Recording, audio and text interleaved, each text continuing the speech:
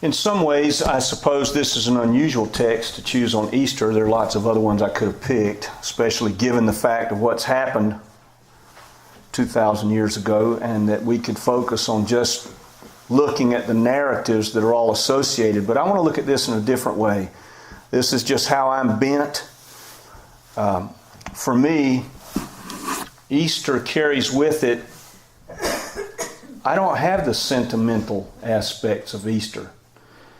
Really. I don't look at Easter in that sentimental way. Although that is very much the way in which most of the congregations in our country right now will be looking at Easter. They will be looking at the sentimental aspects of it, what it meant, how it emotionally connects with us. That's all very interesting, and I don't want to dismiss any of that. I think it's all important.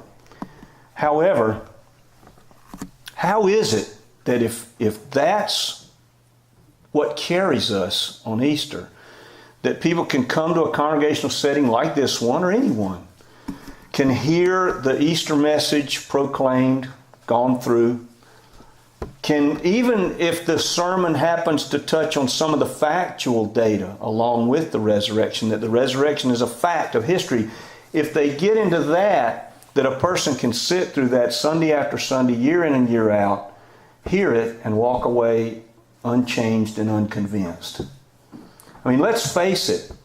There is no other life in all of, especially the history and the ethos of the Western world, that has been affected by anybody even close to the amount that the life of Jesus has affected this part of the world.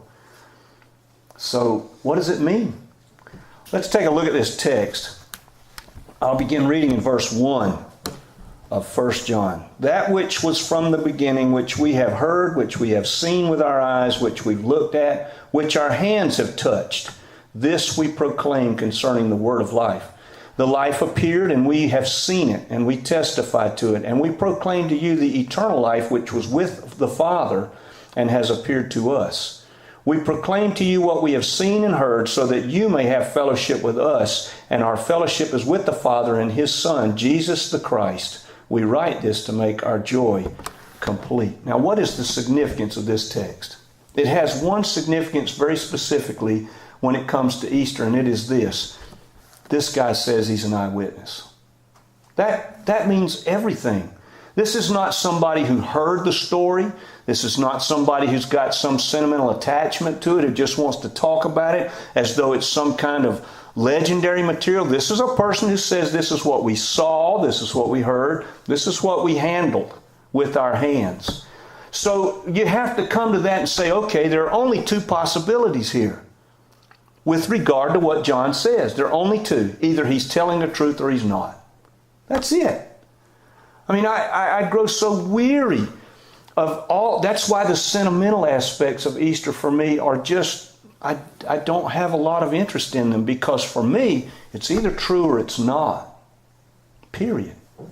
Now, there is a very popular notion, and we talked about it a little in Sunday school this morning, but it is the most prevalent idea as to what all of this means with regard to the gospel, with regard to the life and the death and the resurrection of Jesus and the things that He said, the things that He did. And it's this, that it's all a kind of a legend, that it's a kind of a mythology that has grown up.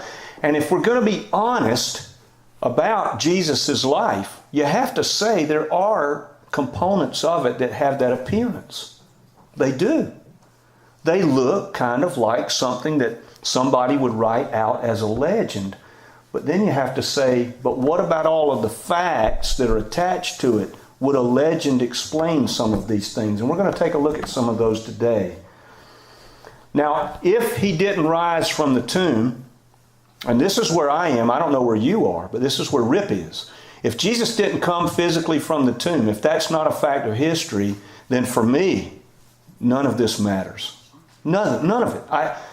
I don't care about any of it. There are lots of interesting things that someone could pick to do on 52 Sundays a year that don't look like this. And so if Jesus didn't come out of the tomb alive, none of this matters to me. I'm just going to say that honestly. I mean, I think people are a little shocked by that to some degree because they think, well, gee whiz, I mean, you're up there. Yeah, I am. And the only reason I'm here is because he did come out of the tomb, and I'm convinced of it. Now, you can look at his life and say, well, maybe as his brother James thought Jesus was crazy. His own brother, his family, they thought, something happened to him. He got hit in the head. We don't know what happened. James did not believe, his own brother. And he didn't believe because he thought that Jesus wasn't well. But then he came to believe. What did he come to believe? Let's just look at some of the parallels here. Let's admit, and I think it's important to admit it, that Jesus' life does have legendary appearance. Let's just be honest about that, right? It does. I mean, water to wine, raising Jairus' daughter, calling Lazarus out of the tomb. I mean, there's a lot going on here that kind of looks like some kind of mythology or a legend. But does that mean it is a legend? Now think about that for a moment, that question. I'm asking a very rational question here. Even though something might appear as legend, does that mean it is? Does the appearance of legend prove legend? I mean, think about, say, for instance, William Wallace. William Wallace almost single-handedly got Scotland away from Britain's rule, almost by himself. And some of the stuff William Wallace did, the whole movie Braveheart, you remember that movie? That's a horrible movie. It's just too real for me. But some of it's kind of icky. But the movie itself, what it portrays is a person who looks very legendary. But William Wallace is no legend. He did that stuff. The gospel writers come to us, Matthew, Mark, and Luke, and John, and they write what they are claiming is stuff that happened. They're not writing it in such a way as to say that this isn't what happened or we're going to make this stuff up. I mean, why would they do it? Why, if you were living in first century Palestine, which was a very agrarian, close to the earth culture, why would you sit? You're not going to sit at Borders behind a desk and sign books. You're not. It doesn't happen. There's no wealth to be accrued. As a matter of fact, in the Roman Empire, by the time that, we talked about this in Sunday school today, by the time that John wrote his gospel around the 90s AD, Christianity was illegal. So you're taking a chance. When you sit down and say, this is what happened, John wound up mining salt on Patmos for a very long time because of this. He knows what he's talking about when he says, these are the things we handled, these are the things we heard, these are the things we saw, and we relate those things to you so that your joy would be made complete. He's not saying that because he's just making something up. Why make this up? And as a matter of fact, why make this up if you're Jewish? The Jews didn't care anything about myth-making, number one, and number two, they had no idea of a dying and rising Messiah. It's like you and me. I don't even know how to equate it. When there's nothing in your mental matrix that fits something that you are being accused of thinking, you just look at people cluelessly like Homer Simpson does when somebody asks him a question he doesn't know the answer to and his eyes are bulging and he just stares back with that blank stare that says he doesn't have a clue what we're talking about. It's like that for these Jewish boys. They didn't have a clue about a dying and rising Messiah. That's why when they were on the road to Emmaus and Jesus comes alongside and he doesn't reveal who he is, how they did that, I don't know. But Jesus says, what's the matter? And they say, well, we thought he was going to be the deliverer of Israel, but he got himself crucified. We were disappointed. They're looking at it from that Jewish perspective. What they expected was Messiah would come in, throw the Roman yoke off, reestablish the throne of David. That was all the expectation. When you see Jesus coming in on the day of Palm Sunday, and he comes in on that portion of their year that was so important to them, the Passover week, and they lay the palm branches down, they are thinking about Messiah, the great deliverer. They're not thinking about somebody who's going to get themselves crucified. Now, when somebody says this is not history, I'm going to say the burden of proof then is with them. Because you have to demonstrate, for me, I'm pretty skeptical about all kinds of things. You've got to show me why these good Jewish boys would sit down and write this with no predisposition for any of this whatsoever. Why would they do it? They're claiming to write history. If you don't believe it's history, then I want you to explain to me why it's not history. What would be the motivation for this? Now, there's also a very short period of time here. Paul. And people nowadays in scholarly circles, they question Mark, they question Matthew, they question John, they question Luke, but they don't question Paul. And so he's pretty popular in scholarly historical circuits today. And Paul, we know that Paul was converted within just a couple of years, 1 to 3 years of the resurrection itself. Paul didn't believe. As a matter of fact, Paul made it his business to stamp it out. He was a Jew. He understood the implications here.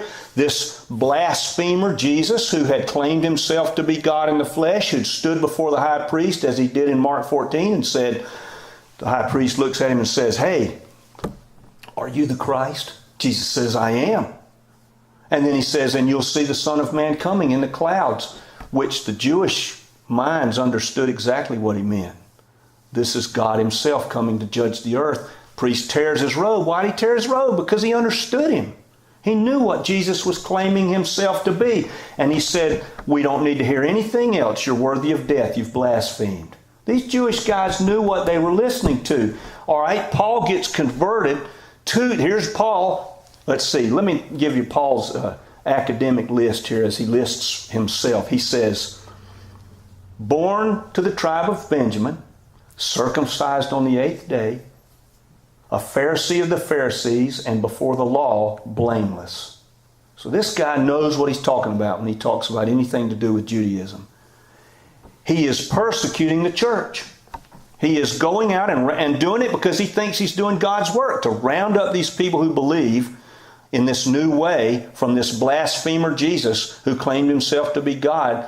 And he is having them arrested by the Sanhedrin and the Jewish guard and taken off to prison. And of course, by this time in history, if you say that anybody but Caesar is Lord, you get arrested for that. So Paul is doing that, and then within this short period of time, he becomes the writer of most of the New Testament. What happened to him? He saw him alive. It changed his life. And he recounts in 1 Corinthians, which was written around 51 AD. That's only 25 years.